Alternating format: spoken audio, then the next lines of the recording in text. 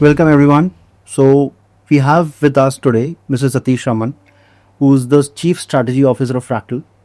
Uh, Amongst a lot of things that he's doing, he's one of the main person responsible for the Fractal IPO, which I don't think so a lot of people are aware of. He's the driving force behind it. Satish has been with Fractal for a little close to 9 years now, and he is responsible for all the partnership, alliances, mergers, acquisition, and he's the driving force behind the corporate strategy of Fractal. Welcome, Satish. Thank you for doing this. Thank you, Pratik. Good to be here. Great. So, as you know, we are doing this for the Ethics Week, and we just wanted to understand your viewpoint on how ethics is followed. How's the leadership's viewpoint on ethics? So, I'll just start up by saying what does ethical leadership mean to you, and how do you practice it in your decision making? Um, the origin of the word from Latin comes from ethos. And ethos means what is the code or the way in which we conduct ourselves and lead ourselves. And ethos leads to ethikos, to ethica, to ethics in the English language.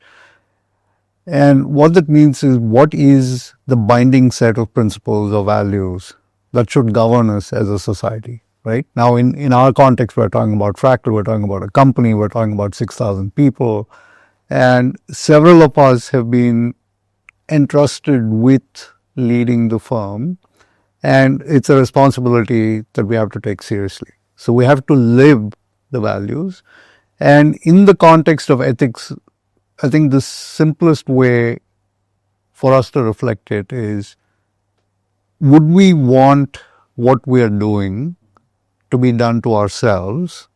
And if that is done to us, will we feel good or bad about it? Right? It's everyone's moral compass and how we think about it is a function of, if that happened to me, what I'm about to do, what I'm about to say, how I'm about to conduct myself. It's about transparency. It's about, living shared values. But fundamentally, it comes down to, I think it was Cicero who said, the purpose is, the highest purpose is something called summum bonum, which is what is the ultimate good that, you strive to achieve. And you do that ethically through a series of steps that you take in ways you think, act, behave, lead towards achieving that purpose. Great. I think it's covered it all from etymology to the empathy factor.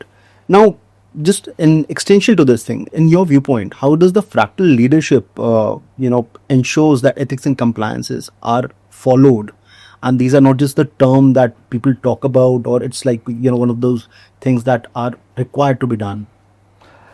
Yeah, so I think for us, this is not a legal framework. This is not just a compliance or a regulatory framework. It is how we should conduct ourselves, right? I mean, these are lived values. These aren't values that are to be followed because it's been codified somewhere. So if I believe in being good, doing good, and extending that same relationship, not just in my personal space of people that I work with, but that extends throughout the organization, then we start living it, right? So then the guardrails and the boundaries are self-imposed and will still fall within the guardrails of what the law suggests or what, the regulations suggest. So codifying it is good for people to understand what it means to be within ethical boundaries in a certain organization. So Fractal could have its own code of ethics, which is different from someone else. But fundamentally, if you believe in good actions, good thoughts, good words, and good deeds, invariably you will find that you're walking the middle of the fairway. And so to us at Fractal, acting with that intent and not just following the rule book, I think sets the path for how we all follow the path of ethical leadership, ethical behaviors, and ethical relationships as well. Great. I think that's pretty well summed up. Can I just trouble you for an example, a real life example which you would have faced and in your daily dealings? Yeah, so there was actually one interesting one back in 2018. We were evaluating a company for an acquisition, and the company eventually got acquired. We didn't buy them. One of the things that struck out to us, it was fast growing in a space that we wanted to invest, that we wanted to acquire, that could have helped turbocharge our business as early as 2018. We noticed that the largest client of that company and the CEO of that client had actually invested in his personal capacity in the company that we were looking to acquire. So the company looking to acquire, large client, CEO of that client in his wife's name has invested in this company. So it's not really arm's length. It wasn't disclosed to us. Fantastic business, great numbers, but that didn't smell right to us. So we walked away. As in, you can say that there was some conflict of interest apparent. Yeah. Yeah. I mean, eventually it got acquired. Someone's, tolerance for that way of conduct is fine, but not for us. Great, great.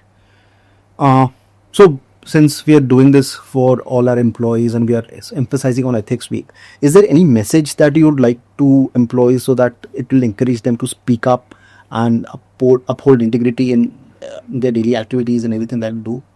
Yeah, so just two things. One, since I live in New York, I'll quote what the NYPD says, which is, if you see something, say something. Yeah.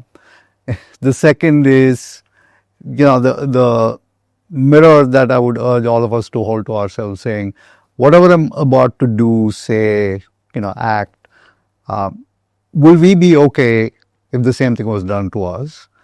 And this should be a part of regular dialogue and not something that is called out specifically or episodically. The more we self-correct and the more that we point out without being hurtful, that corrective action makes us better as a team and as a company. Great. As in, there's also an Easter egg for Brooklyn Nine-Nine fans on this. If a company had a reputation and, in one word for ethics, what would you want that word to be? I would think that word will be trust.